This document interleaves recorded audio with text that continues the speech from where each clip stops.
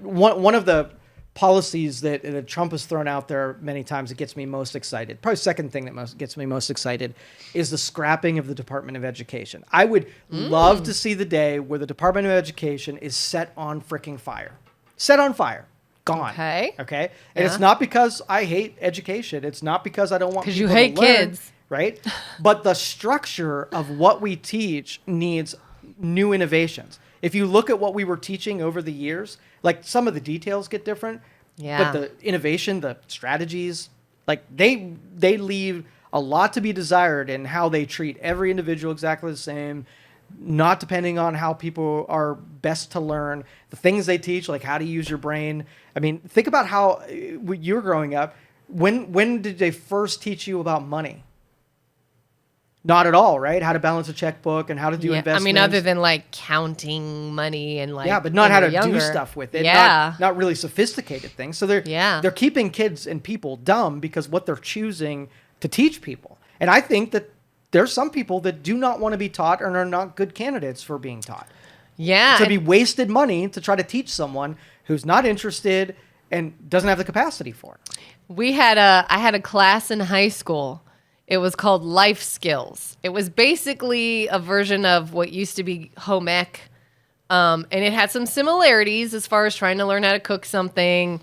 There was a brief period of trying to sew. I say brief period because, wow, did that go badly for me. But it was called Life Skills. And you know what our big end of the year project was that you learned about, that you researched, that you planned, and you executed? What? A wedding. A wedding. What do the flowers symbolize? Why do they do these certain things? What do these traditions mean or symbolize? And then at the end, you pick a bride, you pick a groom, you pick someone who's the attendants, and you go to the auditorium and you have a mock wedding that you learned how to plan and execute.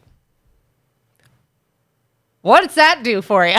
Like, I can only think of 1,000 other life skills that are more important than that one. Maybe what happens after the wedding. Maybe how do you have a marriage? Maybe what are things you consider? And they did say too, disclaimer, we were taught during this that don't think things stay the same after a wedding. That it's a piece of paper and people can still have emotions and things come into play. They did touch on that. But that was the big project, is plan a wedding. Okay. And I was like, so who formulates? If you take all the curriculum and you just go one at a time, not just what are you teaching, but why are you teaching it? What's the end of teaching this thing?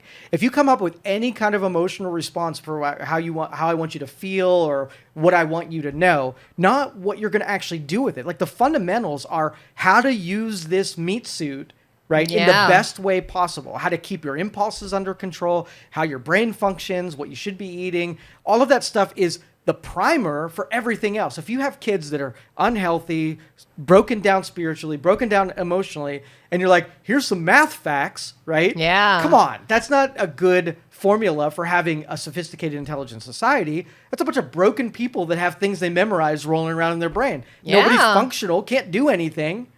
Yep. Drives me crazy. I know. I'm seeing more and more as an adult how much school was just memorizing. That's it. Just memorizing like facts, memorizing things, not a whole lot of implementing ideas or free thinking or, I guess, seeing the connection maybe as to where this is going when you're older. And yeah. But I would take every piece of everything that teachers are teaching and upgrade them.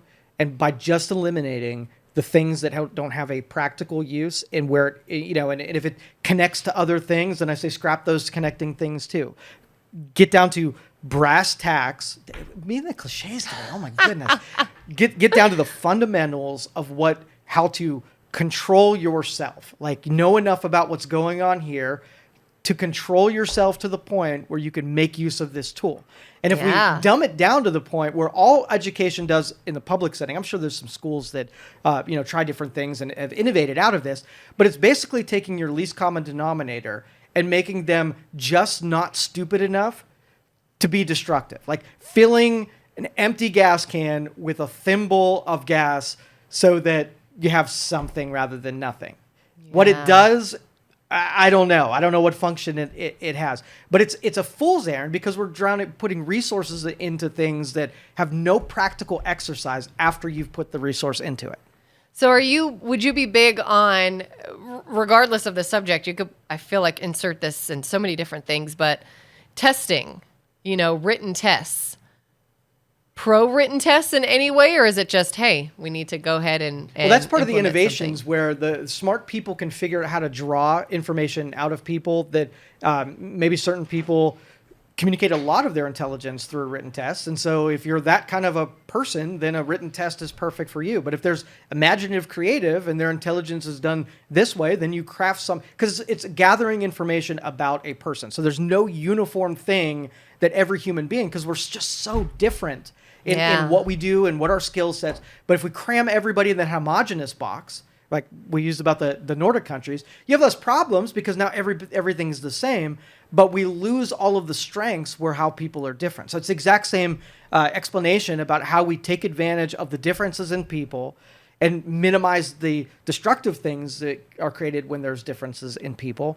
but use homogeneity. Is that a word? Homogeneousness? It is now. Homogeneity. But anyway, use that for its, if you had a whole neighborhood of people that just believe the same that everybody else in the neighborhood, and there was all upside and no downside, you would do that thing, and you wouldn't let somebody caring about you doing that, you wouldn't let that enter into the decision making, right? It works. It's mathematically measurable why that's a better thing.